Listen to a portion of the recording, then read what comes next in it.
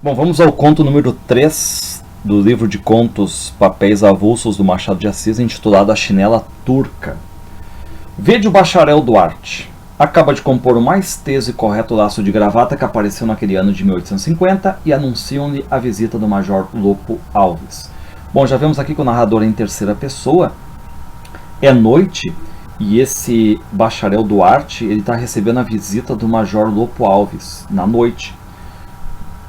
E claro, né, ele fica meio aqui, né, pô, o que o cara quer me visitar agora de noite se eu tenho que sair, né, para um baile? A primeira era ser o major em qualquer ocasião, um dos mais enfadonhos sujeitos do tempo, o cara é chato. A segunda é que ele preparava-se justamente para ir ver em um baile os mais finos cabelos loiros e os mais pensativos olhos azuis. Por quê, né? Porque o Duarte, esse aí, o bacharel, ele tá namorando faz uma semana, uma tal de Cecília. E agora que ele está indo pro baile, saindo, surge o Major Lopo Alves, um cara chato, enfadonho, e bem na hora que ele está saindo, né? E pelo jeito que levavam as coisas, não era de admirar que antes do fim do ano estivessem ambos a caminho da igreja, ou seja, fala aqui na questão do casamento. Bom, e aí entra este Lopo Alves, certo? Esse major, que era velho amigo da família ali, era amigo do pai do Duarte, então é aquele cara que tem um certo respeito, não tem como dizer assim, bah, olha, tchau, tô saindo, não posso ficar contigo aí e tudo mais, né? Vai ter que receber a visita. Impossível despedi-lo ou tratá-lo com frieza. Havia, felizmente, uma circunstância atenuante. O major era aparentado com Cecília, a moça dos olhos azuis, ou seja, a namoradinha do Duarte, né? Em caso de necessidade, era um voto seguro, se precisar alguma coisa, né? Enfim, conheço o cara assim, aceito, né? Não tem problema se casar. Bom, aí o Duarte recebe esse Lopo Alves, só que qual é o detalhe? O Lopo Alves está com um rolo debaixo do braço. E o Lopo Alves pergunta, né? Duarte, tu vai sair e tudo mais, né? Sim, vou ao Rio Comprido. E aí o Lopo Alves diz, não, então acalma, né? É cedo ainda, é 9h30 da noite, vamos conversar um pouco, né? E aí o Duarte quer saber o motivo pelo qual ele está ali, né? Dou-lhe uma notícia, que certamente não espera. Saiba que fiz um drama. Reparem, né? O que o Lopo Alves está anunciando que fez? Um drama, uma peça de teatro, certo? E aí o Duarte diz, um drama? Exclamou o bacharel. Bom, aí qual é o detalhe, né? O Lopo Alves diz que sempre teve esse lado literário e tal, mas nunca tinha feito alguma coisa, né? O serviço militar não foi remédio que me curasse, ele é um major, né? Foi um paliativo, só amenizou. A doença regressou com a força dos primeiros tempos. Enfim, quis escrever, né? E Lopo Alves, algumas semanas antes, assistira à representação de uma peça do gênero ultra-romântico, obra que lhe agradou muito e lhe sugeriu a ideia de afrontar as luzes do tablado. Ou seja, ele viu uma peça, né, enfim, e resolveu escrever também uma peça. E quis muito escrever essa peça e que essa peça vá para o palco. E aí o Duarte, né, o bacharel, diz, não tem problema, eu recomendo algum amigo meu no jornal, de repente eu consigo alguma ajuda para publicar e para ser encenada, né? E aí o bacharel Duarte, quando vê o volume de página, ele se assusta, né? Agradeço-lhe as suas boas intenções, disse Lopo Alves, e aceito o obséquio que me promete. Antes dele, porém, desejo outro. Sei que é inteligente e lido. Há de me dizer francamente o que pensa desse trabalho. Não lhe peço elogios. Exijo franqueza e franqueza rude. Se achar que não é bom, diga-o sem rebuço. Só que aí qual é o detalhe, né? Para dizer se o livro é bom ou não, demora um tempo, certo? E aí o bacharel olha, já são quase 10 horas, ele tem que ir para o baile, né? Enquanto o major folheava paternalmente, de forma paterna, 180 folhas do manuscrito. Imagina como é que tu vai querer dar um veredito da obra de 180 folhas que tu não leu em poucos minutos, né? Então o Duarte já começa a ficar ali, né, indignado. E o Lopo Alves diz, isto vai depressa. Eu sei o que são rapazes e o que são bailes. Descanse que ainda hoje dançará 2 ou 3 valsas com ela, se a tem, ou com elas. Enfim, bom, aí o Duarte não sabe como dizer não, né? Enfim, amigo da família, major e tal. E aí eles se dirigem até o gabinete do Duarte. E aí o Duarte deita numa poltrona. Detalhe, cuidem, ele deita numa poltrona. E aí ele está decidido a não falar nada, absolutamente nada. Ou seja, ele vai lendo, termina rapidamente a peça e eu consigo ir embora, deitar o cabelo e ir para o baile, né? O drama que ele escreveu dividia-se em 7 quadros. Esta indicação produziu um calafrio no ouvinte. Imagina, né? O Lopov, não, só tem 7 quadros, né? Bom, nada havia de novo naquelas 180 páginas, senão a letra do autor. O mais eram os lances, os caracteres, os ficéres e até o estilo dos mais acabados tipos do romantismo desgrenhado. Reparem aqui esse livro, o Papéis Avulsos do Machado, que tem esse conto aqui, A Chinela Turca, ele já é um livro realista, né? Um livro de 82, um ano depois das Memórias Póstumas de Brás Cubas, e o Machado passou, de certo modo, pelo romantismo. E aí ele está meio que ironizando, né? Ou seja, essa questão toda, essa crítica ao romantismo, né? Que a gente tem quase um anti-romantismo, porque está dizendo que tudo ali é meio clichê romântico. Aí ele diz, ó, havia logo no primeiro quadro da peça, espécie de prólogo, uma criança roubada à família, um envenenamento, 2 embuçados, a ponta de um punhal e quantidade de adjetivos não menos afiados que o punhal. Aqui uma crítica àquela linguagem açucarada, romântica, muito hiperadjetivada. Quem está lendo lá, Úrsula está comprovando isso, o que é o uso de adjetivos no mundo romântico.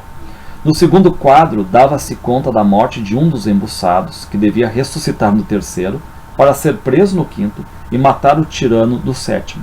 Além da morte aparente do embuçado, havia no segundo quadro o rapto da menina, já então moça de 17 anos, um monólogo que parecia durar igual prazo. O Machado é mestre no humor, na ironia, não tem como, né? E o roubo de um testamento. E aí, reparem, ele está lendo ali. Já são quase 11 horas. E o Lopo Alves terminou recém o segundo quadro. Duarte mal podia conter a cólera, a raiva. Era já impossível ir ao baile no Rio Comprido. Mas a leitura de um mau livro é capaz de produzir fenômenos ainda mais espantosos. Bom, aí que está o detalhe. Cuidem essa transição agora, tá? Para quem está lendo. Mas a leitura de um mau livro é capaz de produzir fenômenos ainda mais espantosos. Que fenômeno é esse, né? O Duarte daí começa a se desligar um pouco da leitura e pensar na Cecília, na namorada, né? Os olhos azuis dela, lembrando que ela é a mais linda de todas dali e tudo mais, né? Via aquilo e ouvia mentalmente a música, a palestra, o soar dos passos desse baile que ele há de ir, o ruge-ruge das sedas, enquanto a voz rouquenha e sem saborona de Lopo Alves ia desfilando os quadros e os diálogos com a impassibilidade de uma grande convicção. Então reparem, né? Enquanto o Lopo Alves está lá com a voz dele rouquenha, sem sal, falando o drama dele, né? Lendo o drama dele, a cabeça do Duarte está lá no baile, na música, nas sedas dos bailes, na namorada dele, né? Voava o tempo e o ouvinte já não sabia a conta dos quadros, porque não está nem mais aí, né? Meia-noite soara desde muito, o baile estava perdido. Bom, de repente, viu Duarte que o major enrolava outra vez o manuscrito, erguia-se, impertigava-se, cravava nele os olhos odientos e maus e saía arrebatadamente do gabinete. Duarte quis chamá-lo, mas o pasmo tolhera-lhe a voz e os movimentos. Quando pôde dominar-se, ouviu o bater do tacão rígido e colérico do dramaturgo na pedra da calçada. Foi à janela, nada viu nem ouviu. Autor e drama tinham desaparecido. Por que ele não fez isso há mais tempo? Disse o rapaz suspirando. Bom, cuidado, quem está lendo aqui tem que ter um detalhe. Na verdade, o Lopo Alves não foi embora. O que nós temos aqui é a entrada agora do sonho, essa fantasia na cabeça do Duarte. O Duarte, como a cabeça dele estava em outro local, ele começou a dormir. E aí é claro que a gente vê essa entrada no sonho sutil. E até quem está lendo pela primeira vez não vai perceber. Ela é imperceptível na primeira leitura, digamos assim, né? E algo até como a nossa própria experiência de sonhar. Às vezes a gente não sabe o momento exato em que a gente começou a dormir, né? E só depois do conto nós vamos ficar sabendo disso, mas eu já estou antecipando agora, porque é um resumo, né? Então, quando ele vê o major enrolando outra vez o manuscrito, indo embora, isso não é verdade, ele continua ali. É agora que entrou o que? O sonho do Duarte. Agora a gente vai entrar no sonho do Duarte, a gente está no sonho dele. Que dormiu com o que? Com a leitura do Lopo Alves, com a cabeça na Cecília. né? E agora o Duarte tá louco para ir pro baile, porque no sonho dele o Lopo Alves já foi embora, né? Mas aí vem um moleque e acaba anunciando, né, a visita de um homem ali. E o Duarte, né? Porra, a esta hora, mais de meia-noite, né? Exclamou Duarte. A esta hora, repetiu o homem baixo e gordo entrando na sala. A esta ou a qualquer hora, pode a polícia entrar na casa do cidadão uma vez que se trata de um delito grave. Bom, reparem que tudo isso é sonho, mas o Duarte quer saber que delito grave é esse que ele cometeu, porque o homem diz que trabalha na polícia, né? Pouca coisa, um furto. O senhor é acusado de haver subtraído uma chinela turca. Aí está o título, né? A chinela turca. E aí o Duarte disse que não sabia de nada, né? Então, de repente vocês erraram o nome, não sou eu, né? Há de perdoar-me, disse o representante da autoridade. A chinela de que se trata vale algumas dezenas de contos de réis. É ornada e enfeitada de finíssimos diamantes que a tornam singularmente preciosa. E ele acaba dizendo que a dona da chinela, né, comprou essa chinela no Egito e comprou de um judeu. A história que este aluno de Moisés referiu acerca daquele produto da indústria muçulmana é verdadeiramente miraculosa e, no meu sentir, perfeitamente mentirosa. Mas não vem ao caso dizê-la. O que importa saber é que ela foi roubada e que a polícia tem denúncia contra o senhor. Bom, aí um outro homem chega perto da janela e o Duarte pensa, né, que de repente é um ladrão, um cara louco, né? E daí entram mais 5 homens armados que vão levar o Duarte. Na rua havia um carro, onde o meteram à força. Já estava lá o homem baixo e gordo e mais um sujeito alto e magro, que o receberam e fizeram sentar no fundo do carro. Bom, aí eles acabam partindo, né? Reparem que tudo isso aí agora é sonho, enquanto está lá o Lopo Alves ainda lendo o drama dele, né? Só que ele nem percebeu, porque ele está tão apaixonado pelo próprio drama, que ele nem percebeu que para quem ele está lendo, está dormindo e está pensando nisso aí, né? Está sonhando. Bom, disse o homem gordo, com que então pensava que podia impunemente roubar chinelas turcas, namorar moças loiras, casar talvez com elas, e rir ainda por cima do gênero humano? Bom, aí o Duarte já ouve alusão a uma mulher, né? Ele fica preocupado, começa a supor várias coisas, e se a gente reparar, tudo que ele já tinha falado antes, e tudo que estava dentro do drama, ele vai misturando no sonho, né? O sonho dele é uma mistura de tudo que ele estava ouvindo até então com o Lopo Alves ali. Quaisquer que sejam os meus crimes, suponho que a polícia... E aí o cara diz, nós não somos da polícia, interrompeu friamente o homem magro. E aí o Duarte não entende nada, né? Ele diz, não, calma, tu vai entender tudo e tudo mais, né? Só que eles tapam o olho do Duarte, certo? 2 pessoas, provavelmente as mesmas que o acompanharam no carro, seguraram-lhe as mãos e o conduziram por uma infinidade de corredores e escadas. E aí o Duarte vai ouvindo essas vozes desconhecidas e tudo mais, né? Aí se senta, acaba destapando os olhos.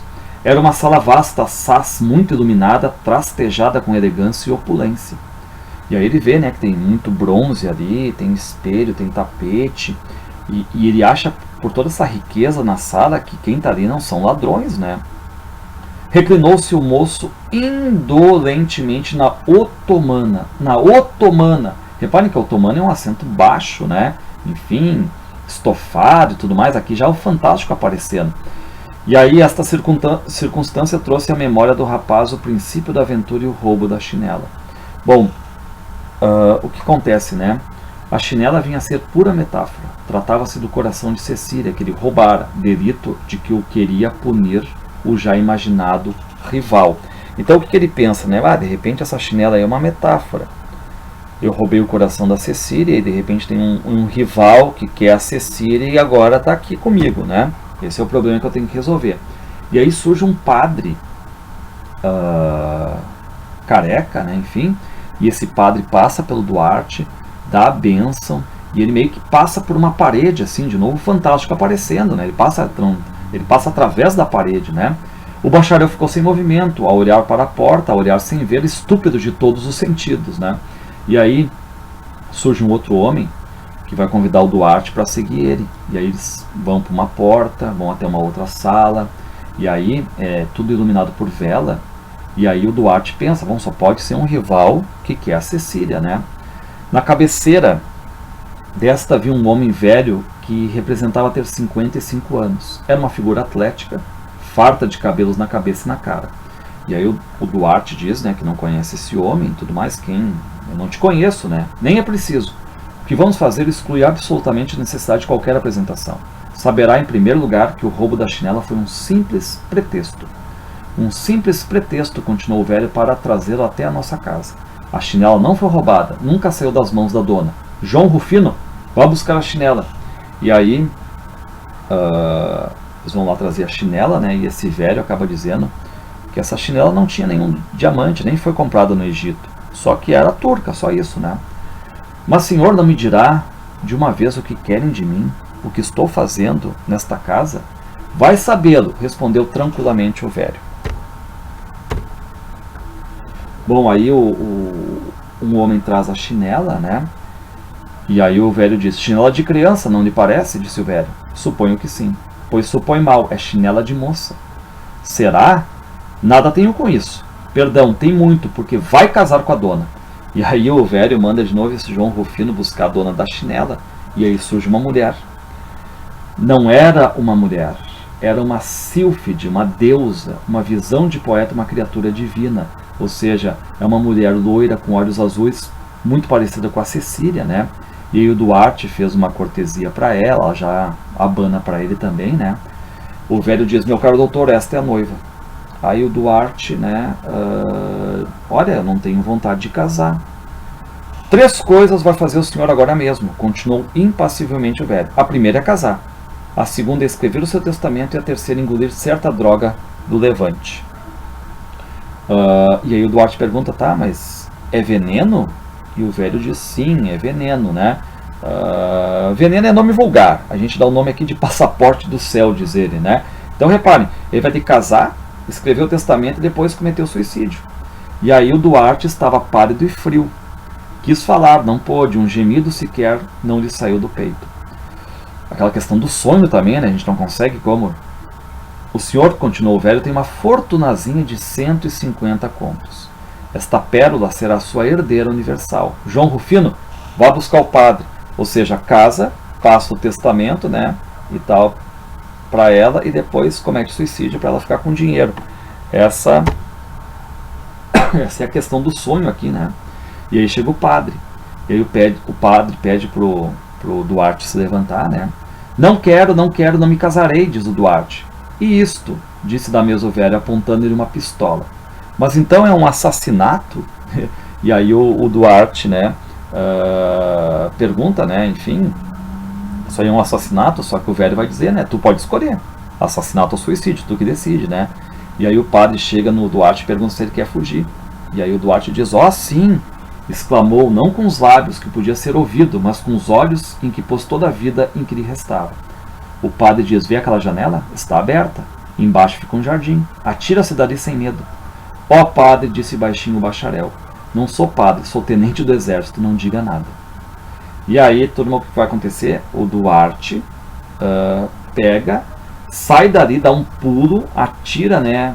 Se atira, digamos assim, da janela, né? Não era a altura grande, a queda acabou sendo curta. E ele se levanta, mas ele vê que tem um homem atrás. E aí o Duarte dá um soco no peito desse homem e sai correndo. E o homem sai atrás do Duarte. Duarte ia assaltando cercas e muros, calcando canteiros, esbarrando árvores que uma ou outra vez se erguiam na frente. Ou seja, as árvores vão se erguendo na frente, né? Questão do sonho. Enfim, cansado, ferido, ofegante, caiu nos degraus de pedra de uma casa que havia no meio do último jardim que atravessaram. Bom, aí o Duarte vê que não tem mais ninguém atrás dele e ele entra na casa dele.